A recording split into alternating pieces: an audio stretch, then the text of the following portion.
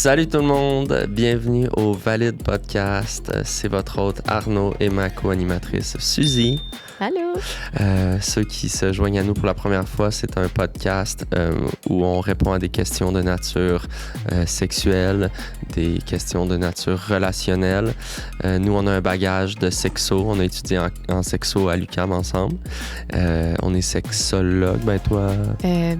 Radiation temporaire, mais dans 3 mois, je retourne à la pratique. Exactement. Et on était des bestes à l'UQAM, puis on avait envie de se faire un projet commun. Donc, on a parti la balado, puis la réponse est vraiment bonne. Donc, on reçoit des questions du public auxquelles on répond avec notre background un petit peu de sexo. Puis... pour ceux qui se joignent à nous, puis je me présente. Moi, c'est Arnaud. Je m'identifie comme quelqu'un de queer, même si présentement, je suis en couple avec une femme. Depuis 14 ans, j'ai la même conjointe. Et je suis aussi un artiste métissé. Donc, je suis afro-descendant puisque j'ai plus d'1% de sang africain selon mon test Ancestry. Mm-hmm. Puis toi... moi, c'est Suzy. Tu le sais, on s'est connus à l'UQAM, mais moi, je m'identifie comme femme hétérosexuelle et à tendance bisexuelle, même si j'ai seulement été en couple avec des hommes et je date en ce moment exclusivement des hommes. Mais tout de même... il y a une ouverture. Il y a une ouverture qui est là. Puis c'est ça, je suis célibataire dans le moment. Donc, c'est ça. Ça dépend quand est-ce que vous allez écouter l'épisode. Au moment où on tourne, mais ça peut changer, souvent, mais ouais. Est-ce que tu es prête à commencer, Suzy, avec les questions du public? Oui, absolument. Est-ce que tu veux que je commence avec une première? Oui, je t'en prie, vas-y. OK. Alors, bonjour, je suis pas super fière de ça, mais je trompe ma blonde depuis presque 1 an. Mon couple va plutôt bien, mais notre vie sexuelle est rendue complètement morte. Mm-hmm. J'ai rencontré une fille à mon travail et le courant est tout de suite passé. Au début, on se louait des chambres d'hôtel pour nos ébats sexuels, mais ça devenait cher. Mm-hmm. Ouais, c'est clair. Et comme on a juste besoin d'un endroit désert et pas cher, maintenant, on fait ça dans les congrès pour jeunes caquistes. Mm-hmm. Tout ce que ça nous coûte, c'est les frais d'adhésion au parti. Des fois, on se tape une conférence sur la laïcité ou sur les avantages de la filière batterie à Bécancour. Mm-hmm. Pas l'affaire la plus turn-on, mais avec le temps, je me suis habituée à me faire sucer en écoutant parler de seuil d'immigration. Bref, ceci n'est pas une question, mais une recommandation. Wow, merci. C'est intelligent, en fait, ouais. C'est comme... Moi, ce qui m'inquiète le plus, c'est que, puis je dis inquiétude, mais vraiment, là, dans la bienveillance, je dis ça, mais si tu prends goût à ce pattern-là, puis tu le répètes, ben là, après 2, 3, 4, 5 ans, tu pourrais peut-être adhérer aux idées de la CAQ. Ouais. C'est ça que je trouve plus dangereux. Ça, c'est vraiment intéressant parce que c'est vrai que le cerveau peut faire des liens. Il y a comme... Le truc de Pavlov, un peu. Exact, parce que là, c'est cognitif. Tu as une récompense sexuelle à chaque fois que tu entends parler. Du 3e lien, mettons. Là. Exact. Mais la recommandation est super est valide, mais vraiment, c'est comme valide de faire attention à ne pas créer cette espèce de dépendance sexuelle-là à des politiques identitaires. Là. Dépendance à la porno. Allô? J'adore la podcast. Merci d'être qui vous êtes. J'ai toujours écouté beaucoup de porn et j'ai pas honte de ça, mais depuis la pandémie, j'ai de la misère à diminuer mes heures de visionnement. J'avais pris l'habitude d'en écouter pas mal all day en télétravail, bien sûr. Et là, c'est plus compliqué vu que je dois être au bureau 3 jours semaine. J'ai des écouteurs, mais on travaille dans un espace ouvert, un peu style loft. Donc, j'ai essayé d'en écouter moins, mais ça marche juste pas. Mes collègues trouvent ça dérangeant. SOS. Très bonne question. Ouais. Situation complexe parce qu'effectivement, super valide de consommer de la porno. Tellement valide. Tellement valide. Mais aussi tout à fait légitime de la part des collègues de mettre des limites dans un lieu de travail, surtout dans un espace ouvert. Ouais. Fait que, tu sais, moi, je dirais, mon réflexe, ça serait... d'aller en parler à mes collègues, d'aller leur expliquer la situation, leur expliquer que je viens avec cette condition-là, je veux être acceptée comme ça. Mm-hmm. Et pour comme montrer ma bonne foi, peut-être leur demander, avez-vous des préférences de porno, vous? Avez-vous y a-t-il des contenus? Donc, peut-être même de mettre une petite boîte à l'entrée avec les suggestions du bureau. Absolument. De rendre ça plus... D'en faire une expérience commune, faire une expérience comme, tu sais, parce qu'on a tendance à penser à la porno comme étant une expérience exclusivement intime, personnel. Le problème, c'est que la masturbation, ce n'est pas gênant. Non, c'est ça. Ce n'est pas gênant. Par contre, on ne veut pas créer de trauma. Donc, je sais même pas si t'es un garçon ou une fille, c'est pas spécifié, ou peut-être autre chose, et c'est super valide. Mais est-ce que d'avoir une petite tente pour cacher le pénis, parce que ça peut être quand même une image qu'on veut pas imposer. Oui. C'est vrai. Oui, une petite tente, il y en a là, des super belles artisanales faites à Montréal, ici. Ouais. Il y a une compagnie, là, on peut les nommer, là, c'est des amis du bac là, qui font les tentes à queue. Ouais. Allez voir leur page Instagram, c'est vraiment fait pour ça, pour se masturber en public. C'est super ça, c'est valide. pas pour tous les budgets, là, mais si vous avez moins de budget, c'est super valide aussi. Fait que vous pouvez vraiment prendre comme un usager ou genre un vieux, un sac à sleeping, là, je sais pas, là, une affaire. Bref. Il y a moyen de patenter, mais si t'es une femme, ben là, évidemment, c'est plus discret. Dans le pantalon. Main dans le pantalon. Mais c'est ça, je veux juste finir avec... On est encore très paralysé par l'héritage judéo-chrétien. On a honte de la masturbation. On voit la pornographie comme une expérience qui... la consommation de porn comme une expérience honteuse qui doit se vivre en privé, mais c'est important de rappeler que ça peut vraiment être une expérience commune, que ça peut même être du team building dans un lieu de travail où tout le monde est ouvert. Ça peut vraiment créer des liens. Entre toi et moi, là, dans des situations où est-ce que les entreprises en arrachent financièrement, entre payer un jeu d'évasion à toute ton équipe ou... petite séance de visionnement. YouPorn à 8. YouPorn à 8 sur un contenu sur lequel tout le monde s'est entendu, tout le monde a pu s'exprimer. C'est quand même super intéressant. Absolument, merci du partage. Date, on a une date ici. Je pense que je te laisserai lire ça. OK. OK. Allô? Je pensais jamais faire ça, mais je vais vous raconter une date. C'est que je redonne une chance au dating après 2 ans d'abstinence et j'essaie d'être ouverte. Perso, je trouve qu'on a parfois le red flag facile et qu'on confond avec le concept de limite légitime. Intéressant. Fait que je rencontre le dude sur une application, on jase un peu, mais rapidement, il propose un verre dans la prochaine heure ou 2. Je le trouve un peu rushé, mais je me dis aussi bien vérifier la chimie tout de suite. Il me dit « Rejoins-moi au Winners, suis les miettes de chips, amène pas ton auto. Red flag. Ouais, quand même. Je me dis, bon, c'est pas habituel, mais s'il a son char, ce serait effectivement cave qu'on y aille à 2 chars. Je le rejoins en suivant les miettes. C'était plus des Doritos complets. Et il me demande de mettre des affaires dans mon chandail comme si j'étais enceinte. Là, je catch qu'il veut pas payer ses shit, puis je trouve ça intense qu'il m'embarque là-dedans. Mais je suis super anticapitaliste, puis je pense que les lois sont des armes de marginalisation, fait que je suis comme, oh well. Je peux comprendre la réaction, mais c'est un point qui se vaut, rendu chez lui, ces 2 colocs sont là, puis il y en a un qui me demande de leur faire un macaroni chinois. OK. Je trouve ça weird, mais j'aime cuisiner, puis anyway, j'ai faim, fait que je le fais. Après, quand on est les 2 dans sa chambre, le dos est super doux et tendre. Il me pose full de questions sur moi. C'est quand ma fête, mon premier voyage en avion, le nom de jeune fille de ma mère. Puis c'est le fun, mais au final, il me dit qu'il veut même pas qu'on couche ensemble parce qu'il veut prendre son temps. Il a aussi voulu me faire des tresses françaises et jouer à Garfield. J'ai finalement couché avec son coloc, mais what the fuck? Wow. OK, il y a du stock. C'est super valide. Ouais, tout ça est valide. C'est-à-dire que... En y repensant, comme les questions qu'il posait, jeune fille de ta mère, avion, ça ressemble à des questions de sécurité, d'accéder. Ouais, fait que il faut quand même toujours se méfier. Il y a beaucoup de scams sur Tinder. C'est vrai. En même temps, c'est touché parce que ça peut être une pratique sexuelle valide. C'est super aussi, valide. Parce qu'il y en a qui sont érotisés par de l'info administrative. Fait que c'est comme ça existe, puis c'est là. Puis on fera pas comme ça existait pas. On juge tellement pas ça, mais... Mais c'est juste si tu observes un pattern, là, à un moment donné, c'est comme... Faut être vigilant. Mais sinon, pauvre toi. C'est plate que t'aies pas pu coucher avec si c'est ça que tu voulais. Mais... C'est ça. Puis, tu sais, coucher avec le coloc, c'est un cas de figure. Là. Je veux dire, ça existe depuis Shakespeare. Là, donc, c'est quelque chose presque d'inévitable. Est-ce qu'on teste la jalousie de l'autre? Est-ce que finalement, on n'est pas dans une espèce de schéma d'auto-sabotage? Donc, c'est intéressant de porter attention à ça puis surtout de voir comment ça va se reproduire dans les semaines et les mois à venir. Écoutez, je vais y aller avec le prochain. Ça s'appelle Coming Out tardif, le message. Donc, allô, ça va peut-être paraître étrange, mais j'ai 29 ans, je cherche la bonne façon de faire mon coming out à ma famille. Pour moi, ça a toujours été clair que j'étais attiré par les garçons, mais je ressentais pas le besoin de mettre une étiquette. je me rends compte que ça serait quand même bien que j'en parle à mes parents pour pas qu'ils l'apprennent autrement. J'ai déjà eu des chums, je les ai amenés à la maison, mais je les ai jamais présentés comme des chums. Quand j'étais jeune, mes chums venaient, on allait au sous-sol. Mon premier chum, on restait là des heures, mais c'était pas louche parce qu'on travaillait sur un projet scolaire, entre parenthèses, la comédie musicale de Sophie Paquin, notre création, vraiment bon. Mes parents l'aimaient beaucoup et l'ont même aidé à trouver un appart quand il est parti étudier à l'école des perruquiers à Milan. Après ça, j'étais en appart et très occupé par la danse, alors j'ai jamais mêlé ma vie amoureuse et famille.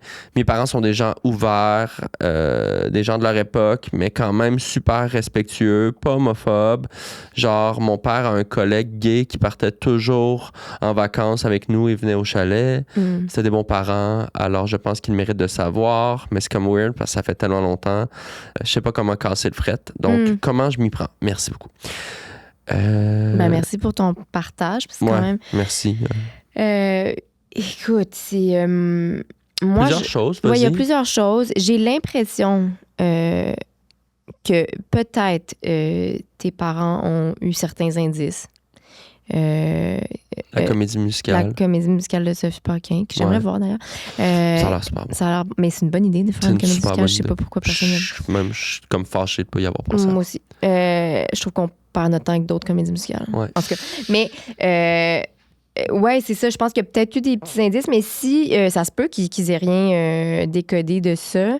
Alors, comment s'y prendre à ce moment-là? Ouais. Moi, je suis très sensible à ton récit parce que moi, je m'identifie comme queer. Oui, puis genre, j'ai jamais eu de relation sexuelle avec un homme, mais tu sais, je mets du vernis. Fait que... Puis ce que je vois là, c'est une... En fait, je vais le dire, là, je pense que ton père est peut-être gay, ou en tout cas dans le spectre, parce que son ami gay qui venait en vacances avec vous... Ouais. C'est... Ben... Puis que c'est venu en vacances, qui venait en vacances au chalet. Il y avait sûrement des relations sexuelles complètes qui se donnaient. C'est sûr. Il y a des manières... ça, on en parle souvent au podcast, mais il y a des manières plus impersonnelles d'annoncer le coming out. Oui, c'est vrai. Il existe des cartes, tu sais, comme un peu à la façon carte pharmacie, là, tu sais, comme des cartes qu'on achète pour la fête d'un beau-frère ou pour la première communion d'une nièce. Ben, il existe de plus en plus des cartes spécialisées.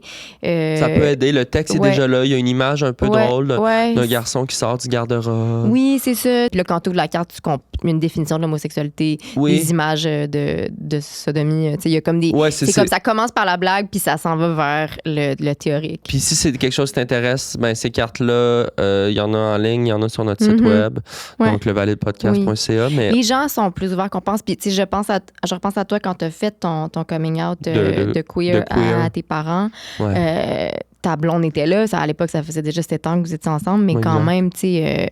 Mais moi, j'ai été chanceux, ça s'est bien fait. T'sais, on écoutait OD, puis j'arrêtais pas de dire que j'aimais l'animateur. Puis je voyais que mes parents aussi. Puis à un moment donné, j'ai fermé la télé, là, tu sais. J'ai dit... Puis en plus, c'était un moment où est-ce que c'était le défi gourou. En tout cas, en plus, non. Toute la famille était captivée par ça, mais j'ai dit, regardez, écoutez, je suis queer, puis... that's it, ça a passé comme dans le beurre. T'as été bien reçu. Super bien reçu. Puis ta blonde, je dirais, c'est exemplaire. Là. Ouais, c'est ça. Elle a jamais... Oh non. OK. Salut, j'adore votre podcast. Je vais faire ça vite. Mon chum ne veut pas se faire vasectomiser parce qu'il est trop peureux et trop cheap. Alors, cette nuit, j'ai mis 500 mg de mélatonine dans son verre de vin et un coup qu'il était endormi, je l'ai vasectomisé moi-même. Oups. J'avais vu un tutoriel d'un gars en Turquie et ça avait l'air simple. Finalement, ça l'était pas. Mon chum dort encore, mais il a les gosses fucking amochés. Qu'est-ce que je fais? Il ouvre les yeux au secours. Oh boy, 9-1, ma chum. 9-1. Là, c'est vraiment code 9-1. Nous, on n'est peut-être pas... on est sexologue, mais ouais, c'est ça. S'il y a vraiment beaucoup de sang, là, ça, vraiment, il faut appeler, du moins, Info Santé. Par contre, vous savez, moi, je suis pas contre la vasectomie DIY. Je pense que c'est mieux d'aller avec un professionnel de la santé, mais on sait que les listes d'attente au public sont interminables et au privé, c'est pas tout le monde qui peut se le permettre. C'est une opération qui est simple et je crois qu'on peut le faire soi-même. Mais moi, c'est plus le niveau du consentement là-dedans que ton chum n'était pas au courant. Ça, on peut pas cautionner ça, je veux dire. Non. Pas que j'invalide ce que tu as fait. Non, on n'invalide pas ce que tu as fait parce que c'est valide d'avoir voulu. Ne plus soutenir la charge de la contraception seule. Ça, c'est valide. Ça, c'est super valide. C'est juste que le vasectomiser sans son consentement... C'est que c'est illégal, en fait. Je pense que c'est ça. C'est peut-être même... c'est ce qu'on appellerait de la mutilation. C'est ça. Faut faire attention hein, parce qu'il y a des doubles standards des fois qu'on n'attrape pas. Si un gars mettait des pilules contraceptives de force dans le jus d'orange de sa blonde, comme ça a été fait dans l'horloge biologique, entre autres. Ouais. On cautionnerait pas ça non plus. Là, non, je veux dire, on est contre. Ouais. Par contre, message à son chum, quand tu vas te réveiller, j'espère que ton pénis va bien. Là. Oui. Puis que ça va pas laisser de séquelles. Puis se rappeler que toutes les gosses sont valides, fait que même si elles sont comme...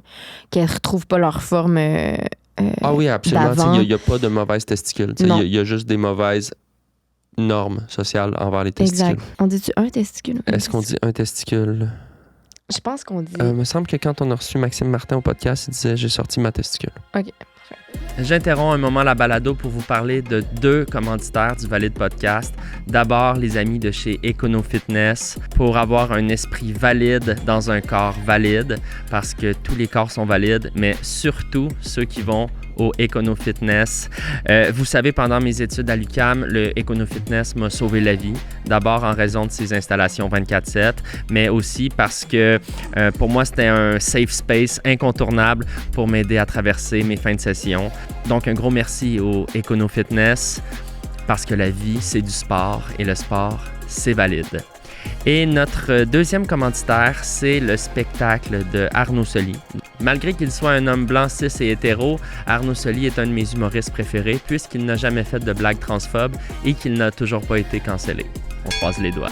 Allez découvrir son dernier spectacle au arnaudsoli.com. Il paraît que ça parle beaucoup de sperme et ça, en ce qui me concerne, c'est un argument de taille. arnaudsoli.com, un humoriste valide, de retour au podcast. Alors, j'enchaîne avec un autre message. Allô, la gang, je vais aller droit au but. J'adore le role-playing depuis toujours. C'est juste qu'avec le temps, je me suis un peu tanné des jeux de rôle plus classiques, genre police, infirmière. J'ai besoin de quelque chose de plus sophistiqué, plus compliqué à jouer, sinon, j'ai pas d'érection. Ma blonde est super willing et on a essayé plein d'affaires. Ce qui me fait le plus triper, c'est quand je suis le représentant des salariés voulant se syndiquer et quel est le patron qui veut pas de syndicat. C'est simple, on joue qu'on est dans une première négo de convention collective qui a full de tensions sexues. Ça marche au bout, mais je commence à me tanner. Ma blonde a eu la full bonne idée d'ajouter un personnage d'un autre représentant syndical pour spice it up, ce qui me fait full triper. J'adore les three ways. Mais je lui ai dit que c'est impossible qu'il y ait maraudage d'un autre syndicat dans le cadre d'une première phase d'accréditation en vertu du Code du travail. Sa proposition est erronée en droit. Qu'est-ce qu'on devrait faire? Oh, c'est une bonne question. Oui, mais c'est spécifique, mais c'est super valide. Puis, c'est extrêmement valide. Moi, je dirais soit, tu sais, peut-être penser à un autre personnage, comme qui serait peut-être, au lieu du salarié, peut-être un délégué syndical, peut-être un autre salarié. Ou sinon, je pense que si la négo s'étire jusqu'à comme 12 mois en vertu du code, je pense que là, s'il n'y a pas de première convention collective signée après 12 mois, je pense qu'un autre syndicat peut venir marauder. Ouais, donc, après 12 mois. Ça impliquerait peut-être une grève sexuelle de 12 mois. Si t'es prête à apporter le jeu de rôle jusque-là, c'est une année sans sexe, mais ça pourrait vraiment te permettre d'atteindre des niveaux de plaisir peut-être inégalés. Ah, mon Dieu, oui. Fait que moi, ma suggestion, ça serait ça, d'attendre 12 mois pour que là, la situation devient super crédible, réaliste. Ouais. Puis là, ça fait 12 mois que t'as pas eu de sexe. Fait que comme t'as faim, là, je pense. C'est ça. Ouais. Ben oui, super. Merci du partage. Merci beaucoup. Merci pour ça. OK. Prochaine question, prochaine lettre, en fait, c'est orgasme faker. Alors, question qui nous vient ici. Allô, merci pour le podcast. Je vous écoute en faisant mon jogging et je ris toute seule comme une conne. Je suis en couple depuis 1 an avec un gars super, mais j'ai découvert récemment qu'il fake parfois pendant le sexe. Okay.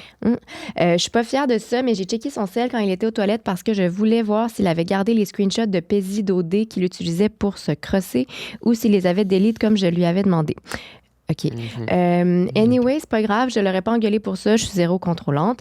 Mais j'ai vu dans son historique sur son téléphone qu'il avait recherché comment faker l'orgasme. Je suis peut-être conne, mais je pensais qu'un gars pouvait pas faire ça. Ah oui, ils peuvent. Les gars peuvent. Ouais. On y reviendra, là. Ouais.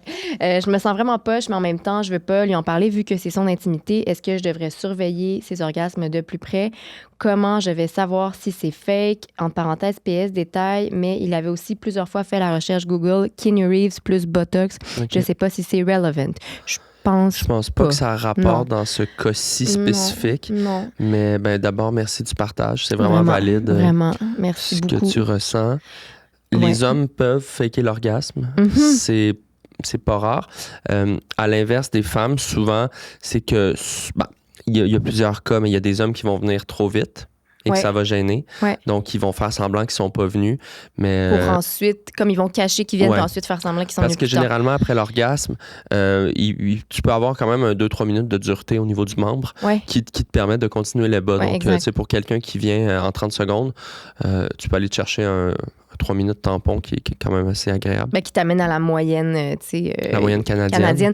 Puis en même temps, je fais quand même l'inversion parce qu'on parle de moyenne, mais tout part d'une pression de performance qui est quand même à évacuer. Oui, puis qui est très occidentale. Parce que, disons, au Japon...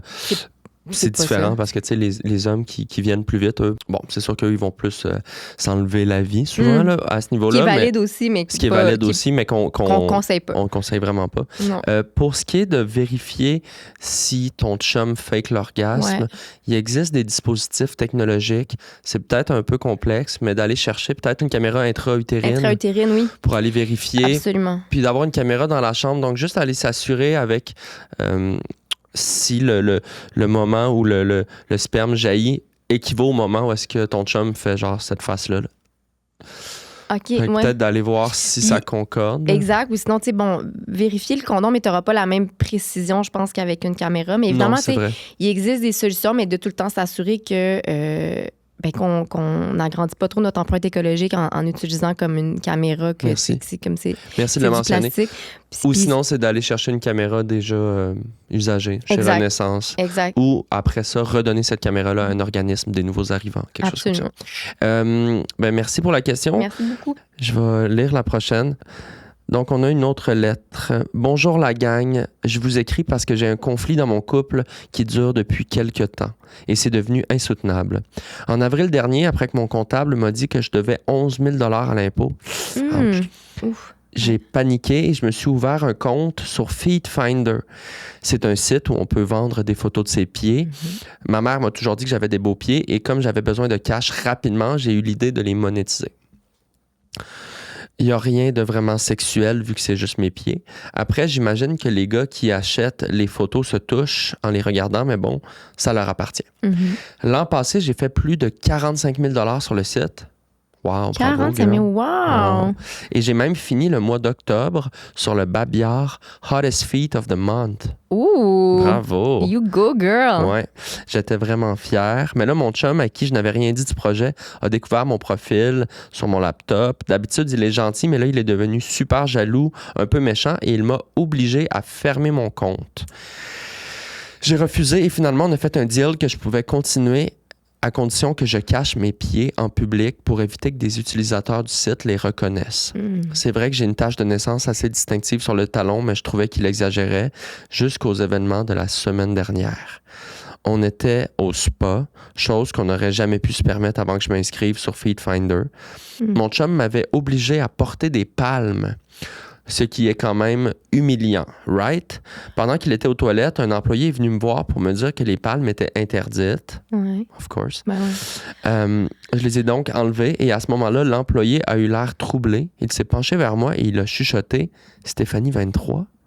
En me voyant devenir nerveuse, il a compris qu'il avait raison. Il a rougi et commencé à chercher ses mots. Au même moment, j'ai vu mon chum arriver au loin. Alors, j'ai chassé l'employé. Quand il a vu mes pieds nus, mon chum a pété une coche. Tout le monde s'est mis à nous regarder. Bref, c'était super pénible. Je lui ai dit que je voulais partir. En arrivant dans le vestiaire, j'ai trouvé une surprise.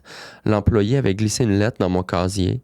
J'ose pas transcrire ce qui était écrit dedans parce que ça file trop, je sais pas, précieux.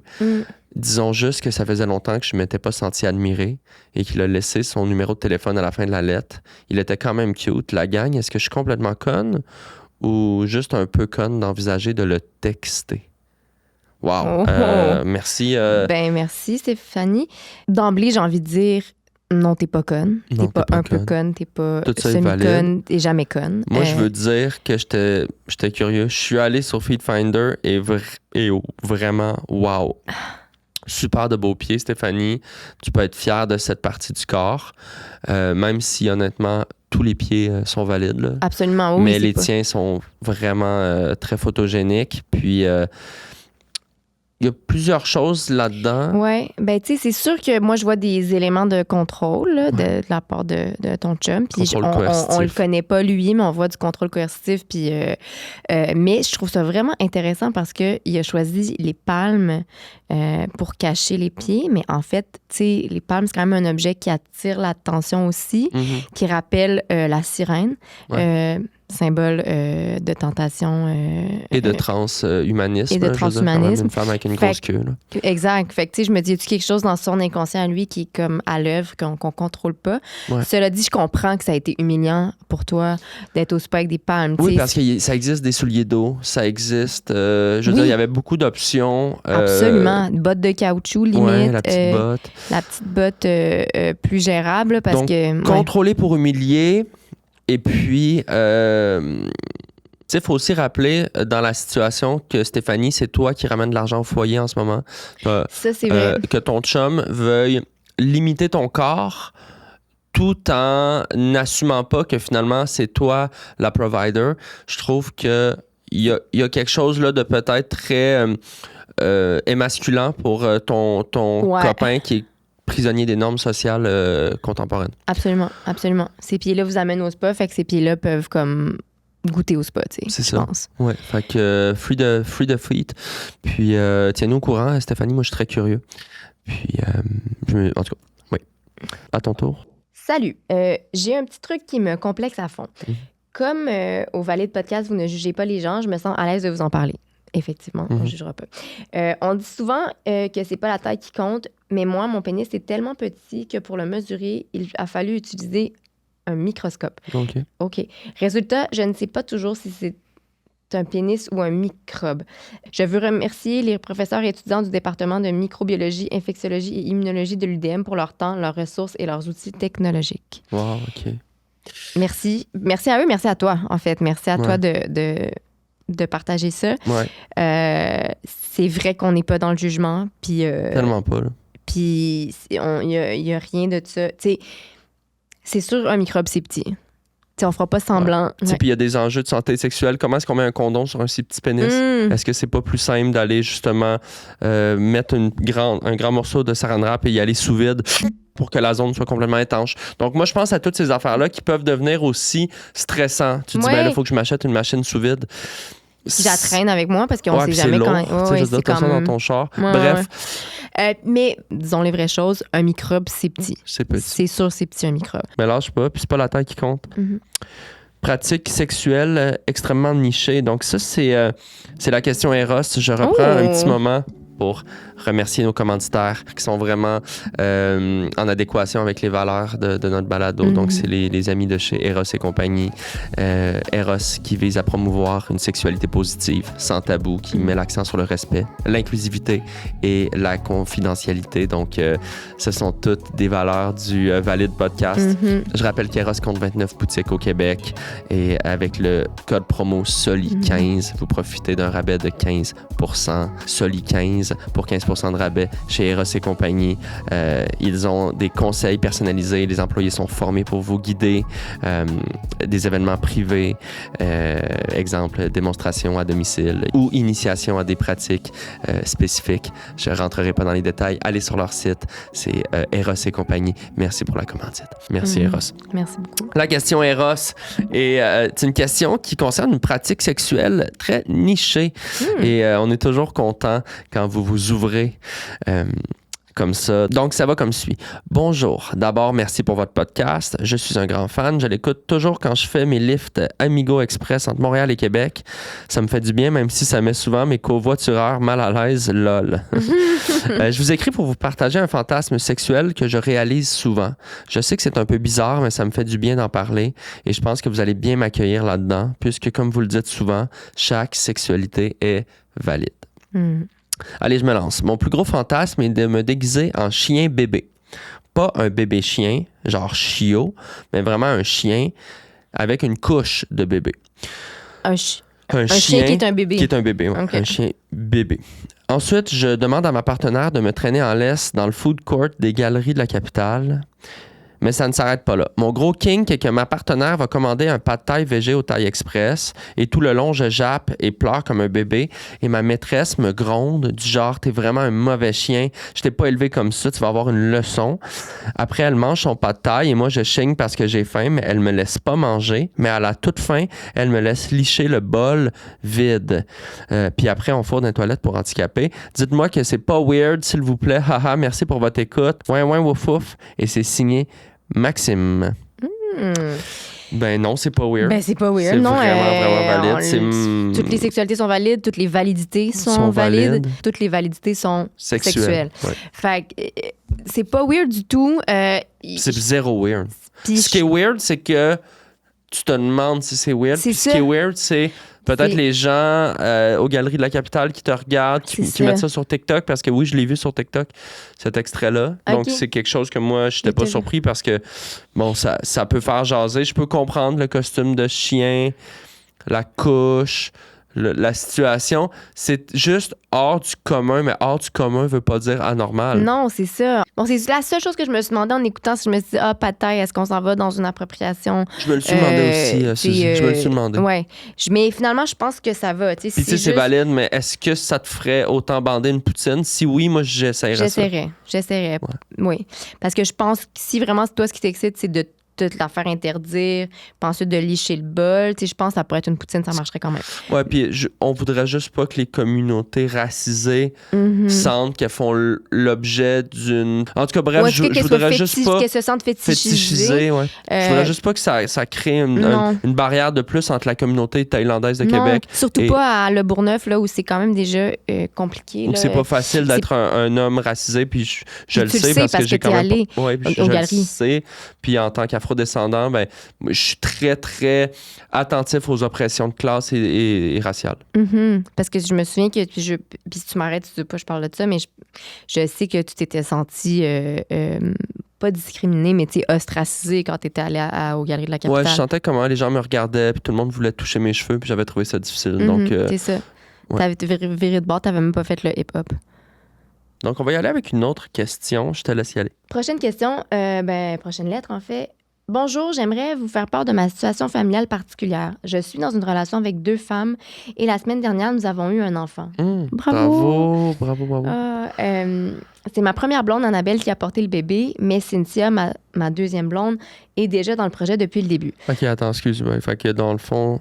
Lui a 2 blondes. Ouais. Il est dans un couple. Ouais. Il est avec Annabelle qui a porté l'enfant et Cynthia, mais qui est dans le projet familial. Dans le projet parental, oui. C'est ça qu'on comprend. C'est clair, je juste... Ouais. Sauf qu'il faut savoir que c'est l'ex de Cynthia, Martin, qui a fourni Cynthia, qui est la deuxième blonde, qui n'a pas porté l'enfant. L'ex de Cynthia Martin, oui. Ouais, Martin qui a fourni le sperme à Annabelle parce que moi, ça me tentait pas. OK, Annabelle, la première blonde. C'est Martin, l'ex de Cynthia, qui a donné le sperme d'Annabelle. Okay, donc, c'est l'enfant biologique, mais tu sais, j'utilise ces termes-là, mais je sais que ça peut être violent, là, mais... mais c'est vraiment... Ouais. C'est l'enfant biologique d'Annabelle et de Martin. OK, c'est ça, mais exact. Cynthia et notre amie ici sont dans le projet. Okay. Oui, c'est ça, exact. Quand on a annoncé à Martin qu'Annabelle était enceinte, il nous a dit qu'il aimerait s'impliquer dans l'éducation de l'enfant. Ben oui. On est super à l'aise avec ça, mais Martin est en couple avec 2 femmes. Caro Martin et Lilou. Caro. On est super à l'aise avec ça, mais Martin, lui, est en couple avec 2 femmes, Caro et Lilou. OK, 2 autres femmes. Martin, l'ex de Cynthia, la deuxième femme, qui n'est pas Annabelle, qui porte l'enfant du sperme de Martin, qui est l'ex-copain. Ouais, puis lui, il a déjà 2 femmes, Caro et Lilou, et là, ça dit qu'ils veulent aussi s'occuper de l'enfant. Okay. Donc, nous sommes 6 parents. OK, ben oui, c'est simple. Qui habitent tous dans le même appart avec 3 autres colocs. OK, donc c'est 9 adultes dans un appart, dont 6 parents qui s'occupent de l'enfant. Exact. Quand je disais qu'on avait eu un enfant, c'était une joke. On a eu des jumeaux. OK. C'est bon. Bref, y a-t-il quelqu'un qui a une plug pour un 5,5 à moins de 1 000 $ par mois à Montréal? Si oui, écrivez-moi sur Facebook. Je m'appelle Colin Bouliane. Wow, ben écoutez... Colin, premièrement, bravo. Ben bravo. Bravo de briser le moule de la famille nucléaire, qui est un moule extrêmement oppressant. On en a parlé souvent en podcast. Et hétéronormatif, tu sais, c'est à l'école, on demande toujours puis ton papa, puis ta maman, on assume que les enfants ont toujours un père et une mère. Ça peut faire mal à un enfant qui est dans une situation familiale riche, puis qui est diversifiée. Absolument. Exactement. Oui, parce que ça leur met vraiment un fardeau supplémentaire. Ça les marginalise, de un, a-t-on besoin de le dire, mais c'est aussi le fardeau de parle-nous de tes parents, dessine tes parents, là, pendant que les autres élèves vont dessiner 2 parents. Toi, t'en dessines 6, mettons. Là, déjà, là, de ne pas être accommodé là-dedans. T'as-tu le même temps que tout le monde pour dessiner tes 6 parents?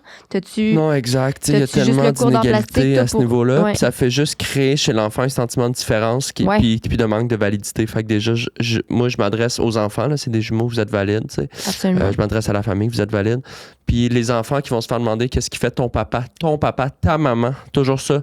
Donc, il faut que l'enfant rapidement apprenne à dire, ben écoutez, oui, ma maman a une compagnie de kombucha, mon autre maman enseigne le gumboot sur Internet, mon papa est open micer, mon papa est, tu sais... Non, mais c'est ça, parce que sinon, ils vont être... Si on leur apprend pas, ou en fait, si on les invite pas à différencier, ça va être la confusion totale tout le temps, là, ça va être comme... Exactement. Quelle maman? Maman qui fait du yoga? Non, maman qui... Puis, c'est pour ça qu'on invite souvent les enfants qui ont des familles comme ça, plus complexes, à trouver des noms spécifiques pour les parents. Donc, on aurait, disons, maman, mamou, mimi, papa, pipi, poupou. Oui. Oui, c'est bon, ça. Donc, mais courage là-dedans. Puis, Colin. Bonne chance dans la recherche d'un 5,5. S'il y en a qui ont un 5,5 à céder à Colin, ça serait super. Oui, ça serait super. Puis, tiens-nous au courant, Colin. Oui, vraiment. Suzy, je vais t'arrêter. On avait d'autres lettres, mais le temps file, puis je viens de voir l'heure. Moi, dans une demi-heure, je dois être à l'UDM. Je donne ma conférence sur les menstruations à l'ère industrielle. Donc, merci. C'est un plaisir, les amis. Venez nous voir sur Patreon. Et puis, continuez à nous envoyer vos problèmes. Et peu importe ce que vous vivez sexuellement, rappelez-vous que c'est valide. À la prochaine. C'était Soli Podcast. Épisode 8, Valide Podcast. Avec Arnaud Soli et Suzy Bouchard. Merci à nos commanditaires, le Econofitness, Eros et compagnie, et le spectacle d'Arnaud Soli. Ce podcast est improvisé. Toute ressemblance avec des personnages existants est purement fortuite. Merci à Julien Charbonneau au montage vidéo et photo, et au studio SF.